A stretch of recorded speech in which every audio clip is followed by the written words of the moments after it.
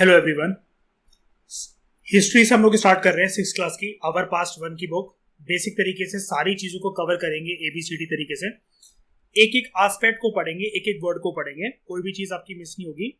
लेकिन मैं इससे पहले एक चीज़ बताना चाहता हूँ। जैसे ये आपकी NCERT है, इसको तो सब लोग जानते हो, सारे लोग इसको पढ़ते हो। UPSC में सिर्फ इससे काम नहीं बनता है, हमें थोड़ा सा एडिशनल, जैसे मैं कल तमिलनाडु की बात कर रहा था तो एक बारी मैं उसका ओवरव्यू दे देता हूँ आपको। जैसे ये हमारा पहला चैप्टर है, ठीक है। हम लोग मतलब कुल मिलाकर हड़प्पा से पहले जो प्री हिस्टोरिक एज थी, जब मतलब आसान भाषा में बोलता हूँ, इंसान आया जब उसने पत्थरों को रगड़कर चिंगारी निकालना, आग बनाना सीखी, कपड़े बनाना सीखे, जानवरों के सर पे धाम करके पत्थर मारता था, वो मर जाते थे, उन्हीं को खाता था, खेती बाड़ी करना क्योंकि जानता नहीं था। तो उसकी जिंदगी कुछ ऐसी थी जिसको नोमैडिक कहते हैं हम इंग्लिश में, जिसको हिंदी में कहते हैं घुमंतू, एक जगह से दूसरी जगह घूमते रहना और वो करना। कैसे ये सिविलाइजेशन डेवलप हुई, इंसान में कैसे थोड़ी बहुत अकल आई, एक सभ्यता डेवलप हुई कि पूजा पाठ करना भी जरूरी है, एक खेती बाड़ी भी करी जा सकती है। तो इंसान में ये सब अकल आती है कुल मिलाकर जब सिविलाइजेशन पूरी तरीके से डेवलप हो जाता है, एक प्रॉपर वे में इंसान रहने लग जाता है हड़प्पा में। लेकिन हड़प्पा से पहले की कहानी जानना हमारे लिए जरूरी है। अब इंटरेस्टिंग बात क्या है इसकी, यूपीएससी में हड़प्पा से पहले की जो प्री हिस्टोरिक एज है, जैसे पेलियोलिथिक, मीजोलिथिक, नियोलिथिक, चैल्कोलिथिक, इससे क्वेश्चंस नहीं निकलते हैं बहुत ज्यादा। लेकिन दूसरा एग्जाम यूपीपीएससी भर भर के प्री हिस्टोरिक एज से क्वेश्चंस आते हैं। तो हम करेंगे सब कुछ क्योंकि चीजें हमारी ताकि कवर हो जाए, ठीक है। तो ये तो हो गया एनसीईआरटी चैप्टर 1 आपने देख लिया। ये है चैप्टर 2 जिसमें हंटिंग गैदरिंग, इंसान अपना कुल मिलाकर जो जानवरों को मारने की प्रक्रिया से शुरू होगा, अब वो अपना खाना उगाना सीखेगा, ठीक है। लेकिन एनसीईआरटी ना हमें पूरी कहानी देती नहीं है। जैसे हम बचपन से एक सुनते आते हैं कि हम बंदर से इंसान बने हैं, तो वो वाली कहानी हमें एनसीईआरटी बताती नहीं है इतनी अच्छी तरीके से। इतनी अच्छी तरीके से क्या, झलक ही नहीं है इस बात की।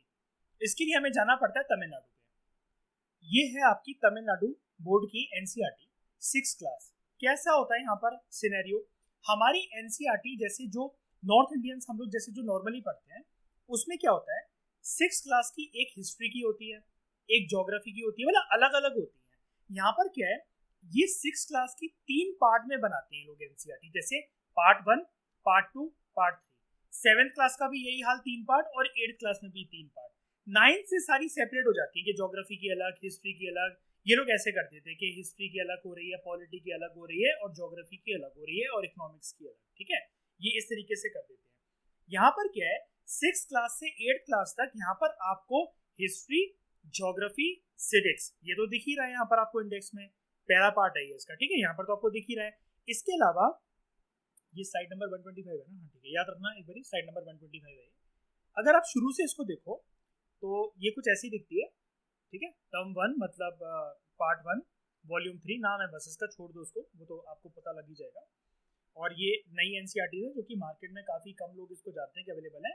इसमें साइंस का पोर्शन भी ये लोग यहीं पर इंक्लूड कर देते हैं, जैसे ये कुछ कुछ टॉपिक्स हैं और वो करके। लेकिन लेवल इसका अच्छा खासा होता है। लेवल अच्छा खासा का मतलब क्या है कि जैसे अगर हम लोग हिस्ट्री यहाँ से कंप्लीट कर लें इसका, ठीक है, पहला चैप्टर, दूसरा चैप्टर यहाँ से कर लिया, तीसरा चैप्टर इसका हड़प्पा है इसलिए मैंने अभी दिया नहीं, पहले prehistoric age cover complete करेंगे। अगर हमने ये कर लिया, यहाँ से ये कर लिया, अब अगर हम लोग तमिलनाडु पे आके अगर अब हम इन चैप्टर्स पे आएंगे ना, आप इनिशियली देख रहे हो, सबसे पहले ये बहुत प्यार से हमें ये बताता है कि इतिहास क्या होता है, फिर बताता है कि इंसान जो है बंदरों से कैसे बना, उसकी उत्पत्ति कैसे हुई, फिर बात करता है ये इंडस सिविलाइजेशन पे। अब आप दोस्तों खेल समझ गए कि हमें एनसीईआरटी को,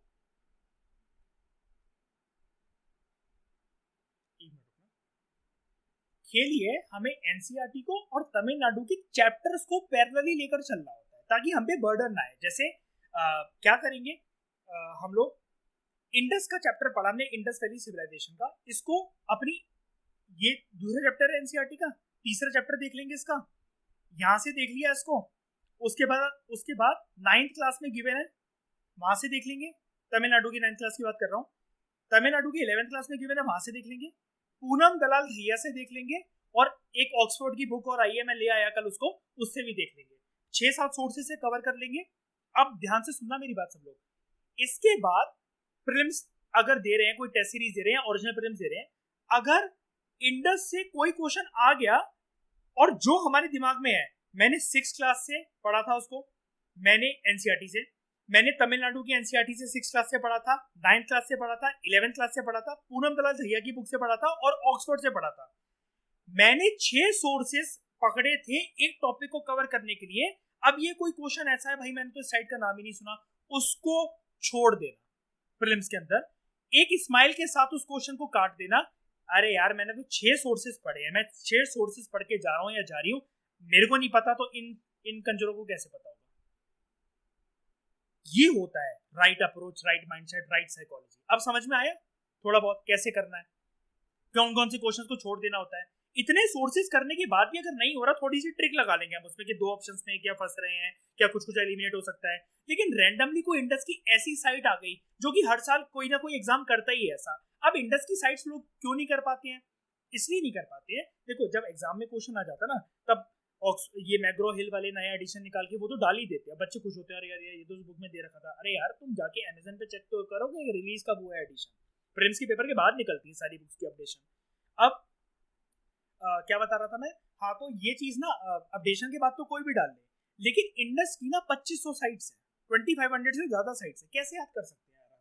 नहीं कर सकते। अगर हमारी बुक से फंस गया वेल एंड गुड, कोई भी ऐसी चीज जो भी मतलब कुछ भी मान लो, इंडस में टॉपिक आपको बता रहा हूँ, कुछ भी ऐसी चीज मान लो जो हमारे बुक से फंस रही है, जितने सोर्सेज से फंस रही है, मोर देन इनफ कर लेंगे, उसको एलिमिनेट करने की कोशिश करेंगे।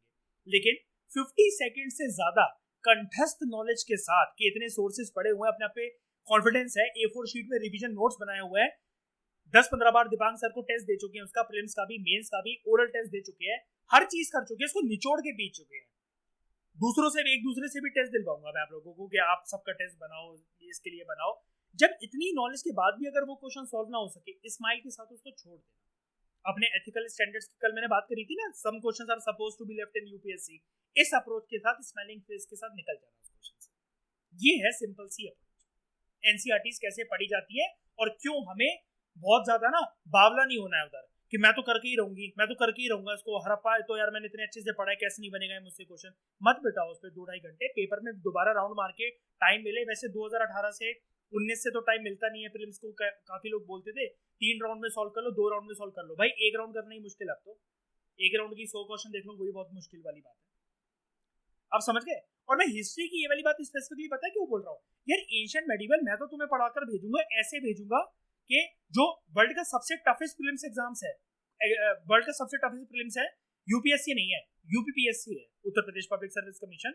2 घंटे होते हैं उसमें, लेकिन 150 क्वेश्चन होते हैं, सोचने का भी टाइम नहीं होता, सारे फैक्चुअल। एंशिएंट और मेडिवल कई बहुत सारे लोग करके नहीं जाते या बहुत सारे लोग कराते नहीं है, सबसे ज्यादा टाइम हम इन्हीं पे बिताने वाले हैं। क्योंकि मैं ये चाहता हूँ 2023 के प्रीलिम्स में जो सारे लोग लक्ष्मीकांत से, स्पेक्ट्रम से, इनसे क्वेश्चन बना पाएंगे वो तो हम भी बना लेंगे अच्छी नॉलेज गेन करके। लेकिन वो जो 5-6 क्वेश्चंस आते हैं जिसपे काफी लोग छोड़ देते हैं, छोड़े हिस्ट्री का क्वेश्चन में तो करना ही नहीं है यार। दोस्तों क्या होगा कि अगर 2021 या 22 में जैसे बहुत सारे, ये सॉरी 2020-21 में जैसे बड़े सारे क्वेश्चंस निकले थे इस फील्ड से, 9 क्वेश्चन 11 क्वेश्चन थे आर्ट एंड कल्चर इन सबके मिलाकर, यार कुछ तो बनेंगे, 5 और 6 तो बनेंगे, 12 नंबर से ज्यादा क्लियर तो हो जाएगा कम से कम। 90 नंबर बन रहे होंगे तो 102 तो बनेंगे। घर आके शाम को ये तो रहेगा चल आजकल मजे कर लेते हैं, मेंस में तो गारंटी लिखूंगा इस बारी मैं मेंस। ये चीज होती है, ये इस साइकोलॉजी की बात कर रहा हूं मैं, ये एटीट्यूड डेवलप कर लो अपने अंदर। मेरी बात समझ में आ गई यहाँ तक सबको? इंट्रोडक्शन की इस किताब को देखकर हमें अंदर से इसको फाड़ना कैसे है, एक एक शब्द को तोड़ना कैसे है, समझ गए ना? और कॉन्फिडेंस आपके ऊपर अपने आप क्या रखोगे? जितने सोर्सेज हम पढ़ के जा रहे हैं, जितने दीपांक सर हमें पढ़वा रहे हैं, मोर देन इनफ है। अगर क्वेश्चन इनके बियॉन्ड आता है, अपने आप पे डाउट नहीं करना है, क्वेश्चन पे डाउट करना है कि एग्जामिनर फंसा रहा है। 50 सेकंड से ज्यादा टाइम नहीं बिताने वाले हम किसी भी प्रीलिम्स के क्वेश्चन के अंदर, और 1 मिनट से ज्यादा टाइम नहीं बताएंगे अगर मेंस का क्वेश्चन अगर हमें इंटरप्रेट नहीं हो रहा है, छोड़ देना है उसको। मेंस के क्वेश्चन में वो टाइम बचाकर दूसरी जगह सजा लेना है, और प्रीलिम्स के अंदर टाइम बचाकर ये सोच लेना है अगर मैंने इसको अटेम्प्ट करा, प्रीलिम्स हो भी रहा होगा तो रुक जाएगा। जस्ट बिकॉज इस पे वर्ड हड़प्पा लिखा हुआ है, consider the following statements about Indus valley civilisation, Mohenjodaro, Harappa, Lothal, Ganweriwala, तो मैं अटेम्प्ट करके ही आऊंगा क्योंकि मेरा तो ये टिप्स पे है। नहीं, छोड़ दो उसको, मत एडमेंट बनो। तो सबसे पहला चैप्टर हमारा what, where, when and how. ठीक है, रशीदा एक लड़की है, वो न्यूज़पेपर पढ़ रही है, सडनली उसकी जो नजरें हैं वो एक छोटी सी हेडलाइन पे पड़ती है न्यूज़पेपर के अंदर, 100 साल पहले, 100 ईयर्स अगो।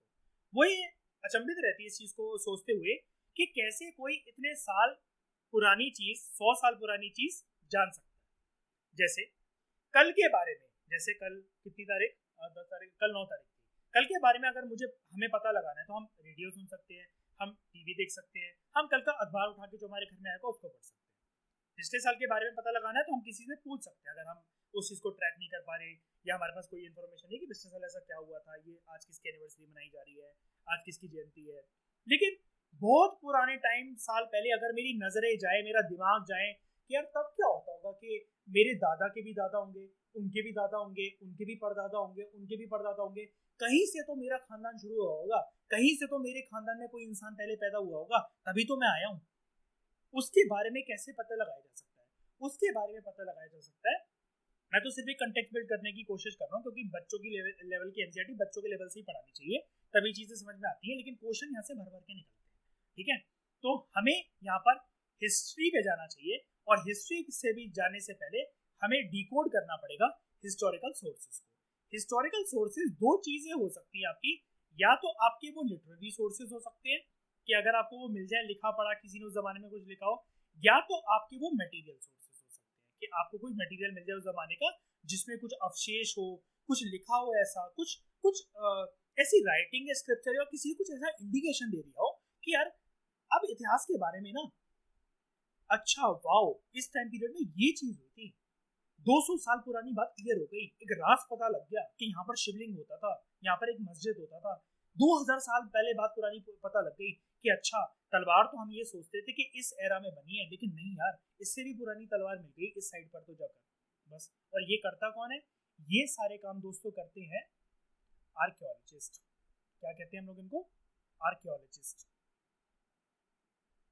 ठीक है, जो खुदाई करते हैं, अवशेष निकालते हैं और डिकोड करते हैं। अब चाहे वो किताबों को कर लें, चाहे वो वहां से उस साइड से जाकर मटेरियल मतलब कोई भी मूर्ति मिल गई, कोई मरा हुआ कुत्ता मिल गया, उसके साथ उसका मालिक गड़ा हुआ है, उसके साथ उसके सोने के पतीले रखे हुए हैं, कुछ जेवर रखे हुए हैं।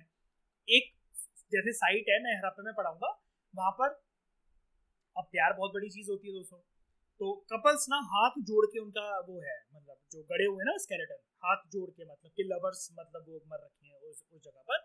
अब डेफिनेटली इससे इंटरप्रिटेशन क्या लगाई जा सकती है? एक लवर पहले मर गया होगा, लेकिन उस प्रेमिका ने, उस प्रेमी ने कहा होगा उसको कि जब मैं मर जाऊं इसी के साथ काटना मुझे, और उस टाइम पर आफ्टर बर्थ के कंसेप्ट में बिलीव रखा जाता था। तो वो चीज जो आफ्टर बर्थ का कंसेप्ट है ना, फिर हम उसको इंटरमिक्स करेंगे अपने सब्जेक्ट को, हम उसको एथिक्स में यूज करेंगे, उस कंसेप्ट को हम उसको सोसाइटी में यूज करेंगे। बताऊंगा कब कहाँ कैसे यूज करना है, ठीक है।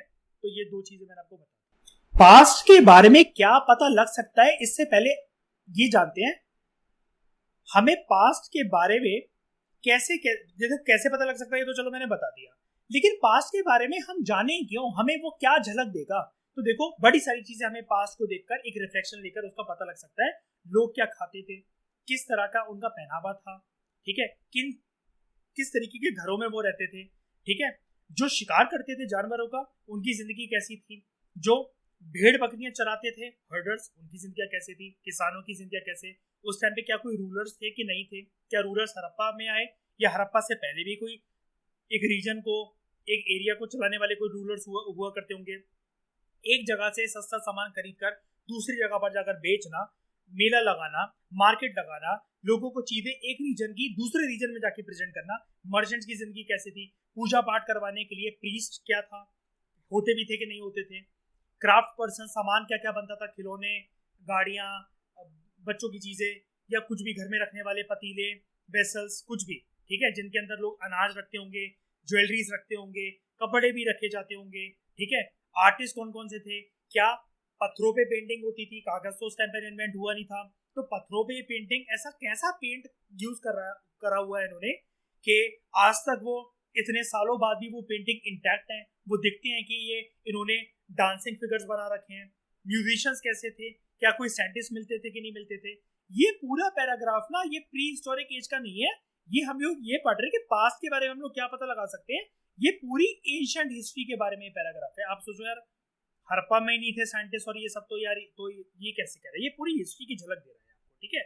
इसके अलावा हम लोग ये भी पता लगा सकते हैं कि बच्चे क्या क्या गेम खेला करते थे, क्या क्या स्टोरीज वो सुनते थे, कौन कौन से प्लेज वो देखते थे, प्लेज मतलब नाटक वगैरह, और कौन कौन से गाने वो गाते थे। अब ये वाली जो चीज लिखी हुई है ना, this paragraph, this is meant for entertainment purpose. Entertainment purpose, ये मैं क्यों पढ़ा रहा हूँ एंटरटेनमेंट और ये वाली बातें, पता है क्यों? एमपीपीएससी जैसे छोटे लेवल के एग्जाम्स में, मेंस में ऐसे क्वेश्चन आ जाते हैं, what is the relevance of past. आप उसकी हेडिंग्स बना बना के अभी तो नहीं लिख पाओगे मतलब बहुत अच्छे से, लेकिन अगर जैसे हम इसको डिवाइड करते, पास्ट की सिग्निफिकेंस, मतलब what can we know about the past, अगर कोई ऐसा क्वेश्चन आ जाए, कल्चर के बारे में क्या पता लगता था, इकोनॉमिक लाइफ के बारे में क्या पता लगता था। एक पैराग्राफ और ऐड कर सकते हो कि एंटरटेनमेंट कैसा था एंशिएंट पास्ट में लोगों का। तो सबसे पहले अपना क्वेश्चन लिख लो फाउंडेशन कोर्स का, what is the relevance of history. लिखो, what is the relevance of history.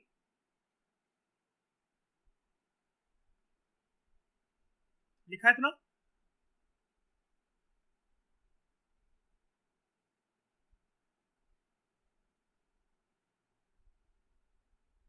What is the relevance of history?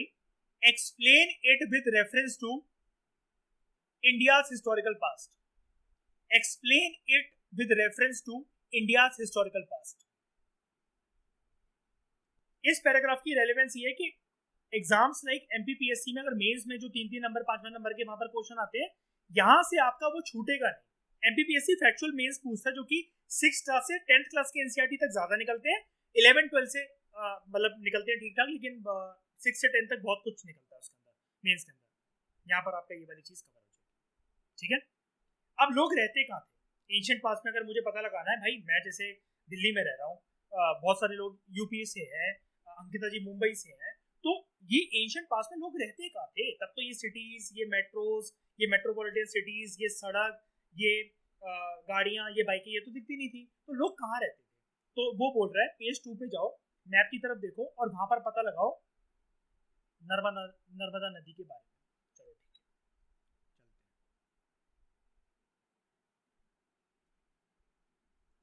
ये रही नर्मदा नदी, यहाँ पर देख लो सब लोग, नर्मदा नदी। मैप आराम से कवर हो जाएगा। एक बात याद रखना, हिस्ट्री और ज्योग्राफी की मैप्स कनेक्टेड होते हैं। हिस्ट्री में जहां पर मैप्स करोगे ज्योग्राफी में हेल्प करेगा, ज्योग्राफी में करोगे तो उसके लिए हिस्ट्री का आंसर लिख सकते हो। थोड़े महीने मेरे साथ बिता लो, ये वाली बात क्लियर हो जाएगी। अभी दिमाग पे लोड मत डालना, ठीक है? अभी जितना पढ़ रहे हैं वैसे ही पढ़ के चलो। अभी मुझसे इसके बियॉन्ड कुछ मत पूछना, क्योंकि मैं भी ऐसे ही हूँ कि भाई हम सब 6 क्लास में अभी है, तो भाई मुझसे हाई लेवल की बातें मत करना, मैं जानता ही नहीं कुछ भी, क्या बताऊंगा मैं तुम्हें। अभी सिर्फ जो जिस एनसीईआरटी पे, जिस एनसीईआरटी का जो लेवल है उसी की लेवल की बात करेंगे, ठीक है? तमिलनाडु में क्योंकि 6th क्लास की ही सेम चैप्टर का लेवल एकदम से स्काई रॉकेट होता है, ठीक है? अब यहाँ पर ना नर्मदा नदी मुझे ये दिख रही है, जैसे ये ना यहाँ से निकली और यहाँ पर जाके गिर गई, ठीक है? ये नदी ऐसी बहती है, east going west going river में सारा कंसेप्ट बता दूंगा, अभी छोड़ दो। ये है नर्मदा नदी, देख लिया? उसने ये बोला था ना मैं देखने के लिए, ठीक है भाई देख लिया मैंने। आगे लोग ना इस नदी के छोर पर, तट पर काफी सारे सालों तक रहे हैं, सैकड़ों सालों तक रहे हैं। यहाँ पर जो शुरू शुरू में लोग रहते थे वो काफी ज्यादा स्किल्ड थे, स्किल्ड गैदरर्स थे, दैट इज वो अपना फूड गैदर करते थे। दोस्तों अब क्वेश्चन यहाँ से ये बन सकता है प्रीलिम्स के अंदर, अगर कभी आ गया। अब मैं जब मैं प्रीलिम्स बोल रहा हूँ तो समझ जाना, मैं बार बार यूपीएससी नहीं बोल रहा, मैं तो कंबाइन करके सब कुछ पढ़ा रहा हूँ, ठीक है? छोड़ हम किसी भी वर्ड, किसी भी लाइन को नहीं रहे हैं। स्किल्ड गैदरर्स का ये मतलब है गैदर देयर फूड। और मैं आपसे ये कहता हूँ कि प्रीलिम्स के अंदर क्वेश्चन ये बन सकता है, नर्मदा रिवर के बारे में एंशिएंट हिस्ट्री के कंटेक्स्ट में कुछ स्टेटमेंट्स डिस्कस करिए। यहाँ पर लोग स्किल्ड गैदरर्स भी थे, और दूसरी स्टेटमेंट आ सकती है यहाँ पर लोग एग्रीकल्चर भी जानते थे, अपना फूड खुद उगाते थे। नहीं जी, यही गलत करवा देगा। गैदर का मतलब होता है कि वो चीजें ऑलरेडी अवेलेबल है, मेरे को पेड़ दिख रहा है, उसमें संतरे सेब नींबू सब लटके हुआ, मैंने तोड़ तोड़ के वो कर लिए। लेकिन मेरे को ये नहीं पता, अगर मुझे ये कल को ये खत्म हो गए इस पेड़ पे, मैंने खा लिया, मेरे बीवी बच्चों ने खा लिया, अब कहाँ से आएगा ये पेड़ यार? तो फिर मुझे एक जगह से दूसरी जगह जाकर सेटल होना पड़ेगा, फिर अपना झोपड़ी वगैरह बनाओ और भेड़ बकरियों को लेकर जाओ। यहाँ पर लोग लेकिन खाना उगाना अभी नहीं जानते।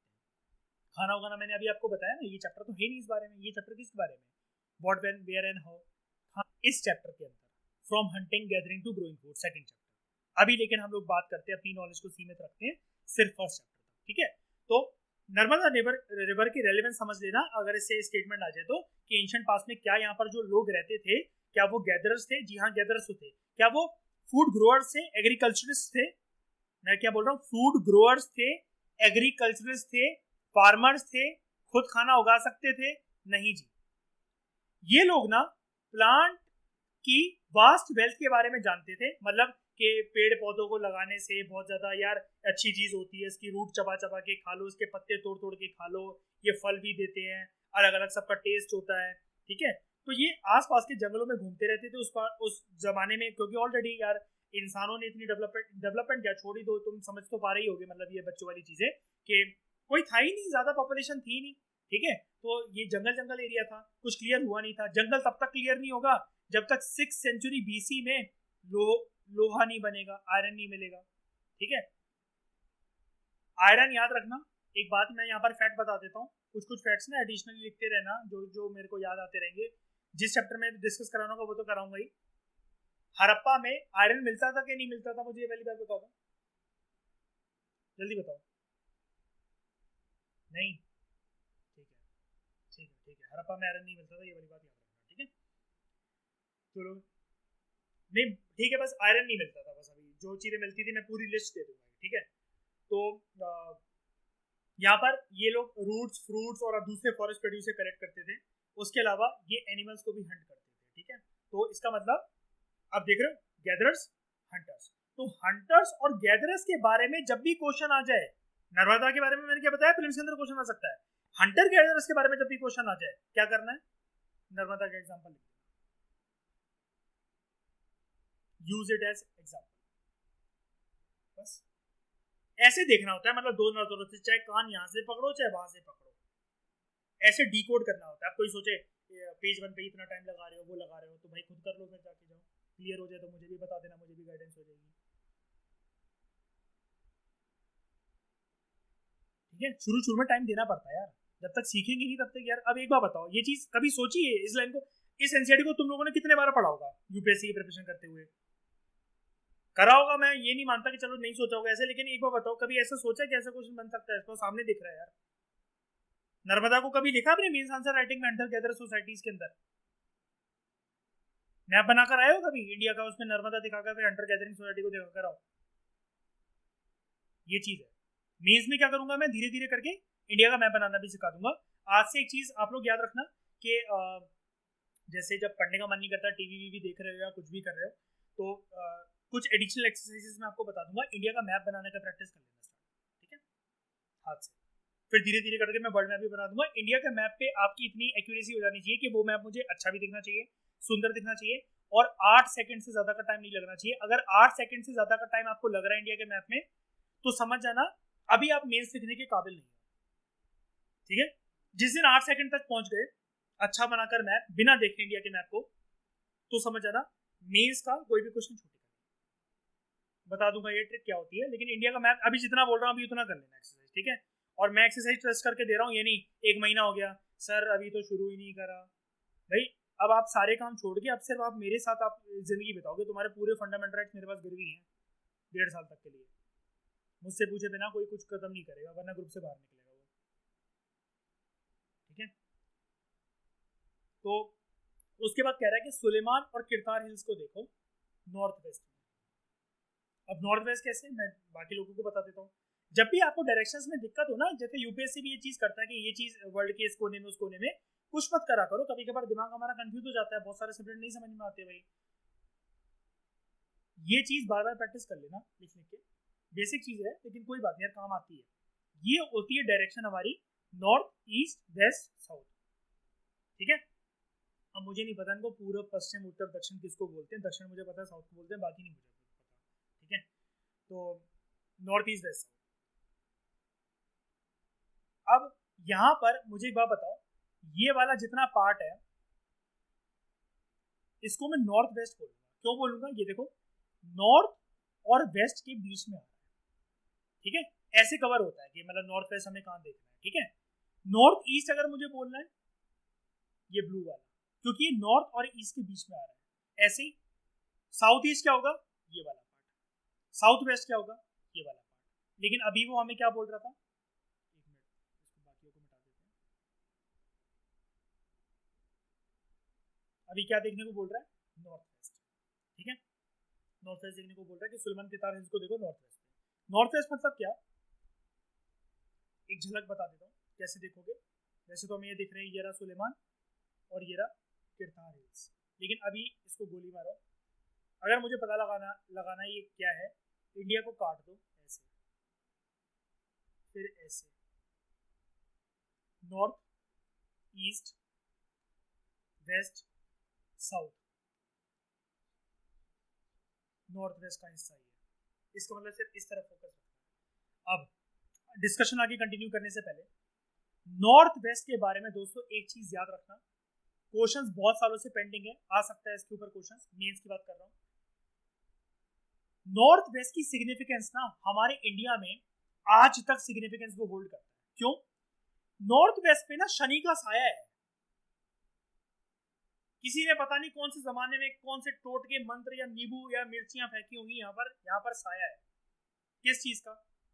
जब भी कोई दुश्मन हमारे देश में एंशिएंट हिस्ट्री से लेकर करंट कंटेम्पररी टाइम तक जब भी कोई आक्रमण करता है, वो हमेशा नॉर्थ वेस्ट से एंट्री मारता है, और इसको हम लोग मानते हैं this has a very porous border, और एनिमी की जगह शुरू से यहीं पर रहती है। जैसे चाणक्य नीति में जब चाणक्य जो थे, विष्णुगुप्त कह लो उनको, ठीक है, जब वो गाइड करते हैं, मतलब इनकी फैमिली के लिए जब वो चाणक्य नीति छोड़कर जाते हैं, वो यही कहते हैं कि शत्रुओं को कंट्रोल करने की कोशिश करना कि कोई नॉर्थ वेस्ट से नजरें ना मारे। ये तो सिर्फ मैं एक एग्जांपल बता रहा हूँ।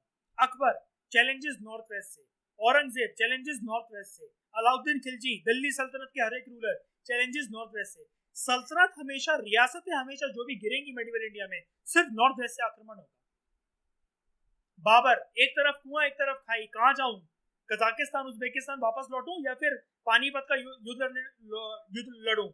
वापस जाऊंगा तो वो मार देंगे नोबल्स, इंडिया जाऊंगा तो लड़ना पड़ेगा पानीपत का युद्ध। नॉर्थ वेस्ट सारा खतरा हर चीज का। तो नॉर्थ वेस्ट की रेलेवेंस के ऊपर कल एक बात बोली थी ना मैंने, चिट्ठा बनाना, तो ये रेडी रखना अपने पास, नॉर्थ वेस्ट की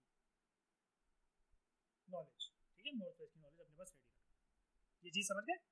इसके ऊपर क्वेश्चन बहुत सालों से पेंडिंग है कि रेलेवेंस ऑफ नॉर्थ वेस्ट बताओ, या नॉर्थ वेस्ट शुरू से इतना वो क्यों रहा है।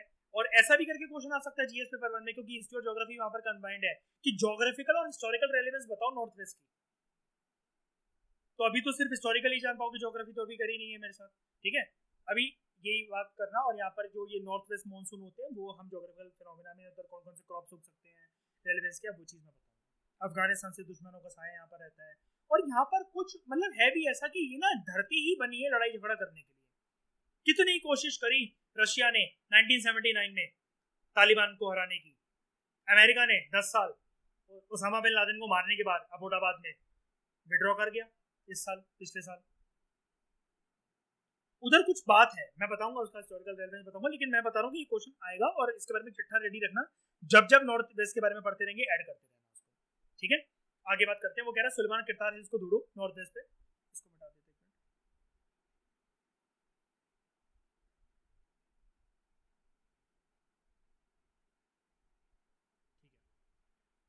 ठीक है, ये दिख रहा है मुझे,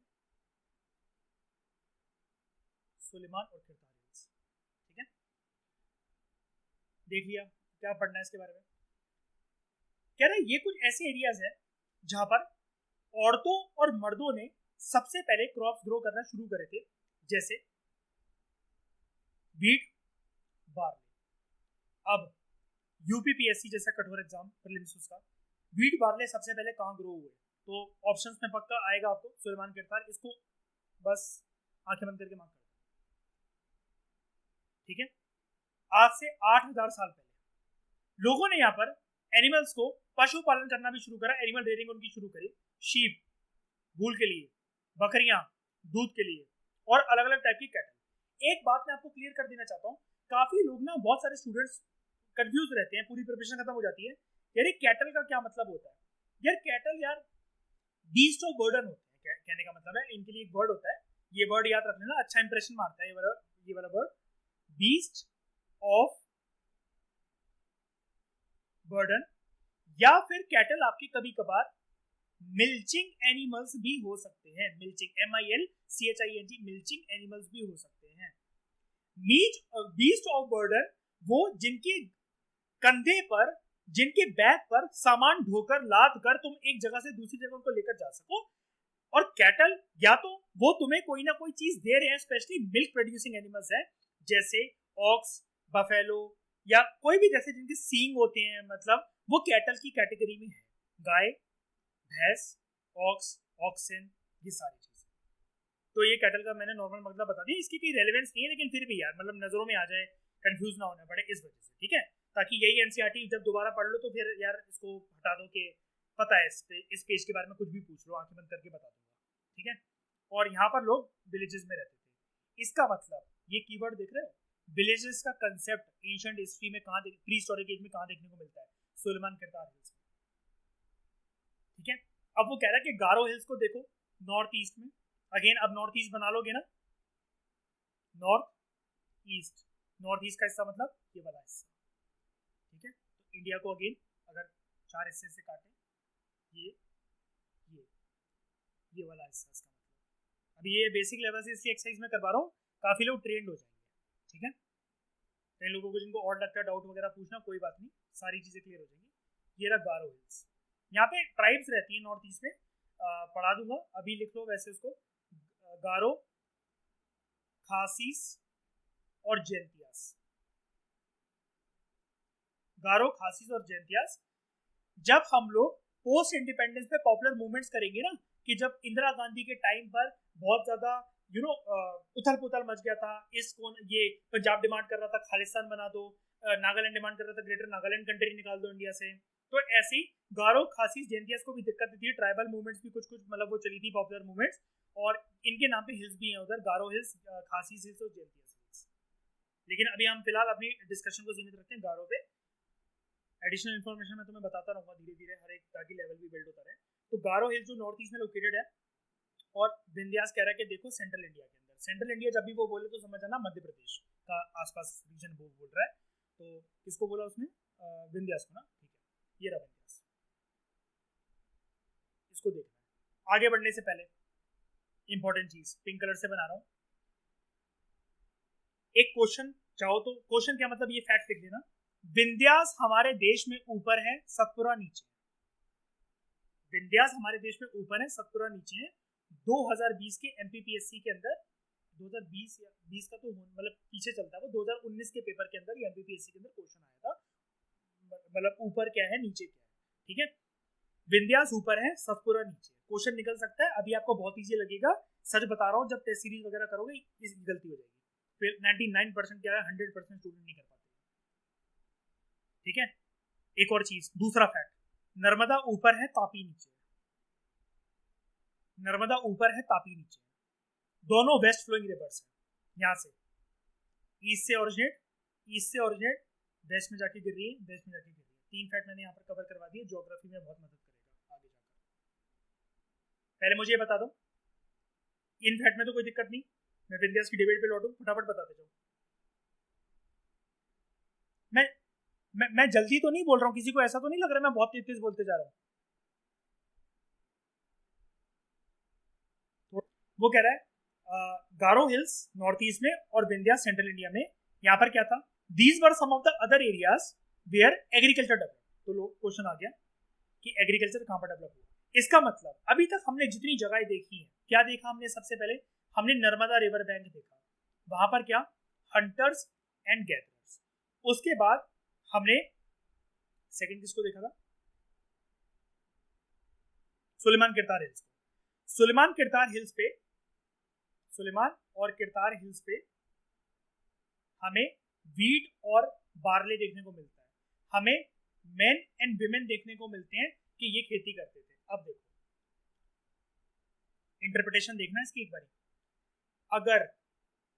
अगर इंटरव्यू में पूछ लिया जाए दोस्तों तुम लोगों से,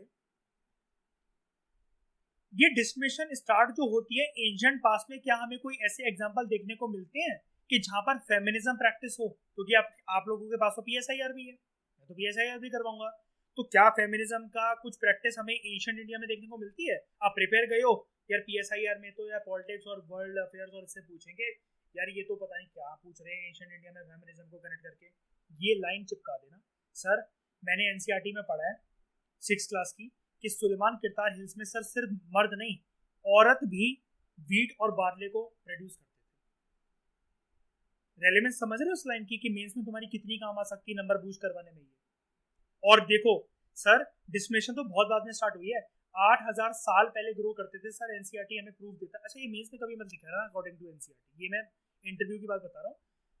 मेंस पे देखो इंप्रेशन देखो, 8000 साल पुरानी बात लिखोगे और उसमें ये लिखोगे कि मतलब सोसाइटी का ही आंसर लिख लो, चाहे तुम भले चाहे तुम हिस्ट्री का आंसर लिख रहे हो या पॉलिटी का आंसर लिख रहे हो। जैसे तुम पता है पॉलिटी में भी ये सब बातें डाल सकते हो। हमारा दिमाग क्या होता है, इंस्टीट्यूट वाले ना वो कर देते हैं कि लिमिटेड कि नहीं यार तुम्हें लक्ष्मीकांत और आवर कॉन्स्टिट्यूशन एट वर्क की जो 11वीं क्लास की एनसीईआरटी प्लस करंट अफेयर यहीं से आंसर लिखना है। नहीं यार, जब तक कुछ नई चीज लेकर नहीं आओगे दूसरों से नंबर कैसे ज्यादा मिलेंगे।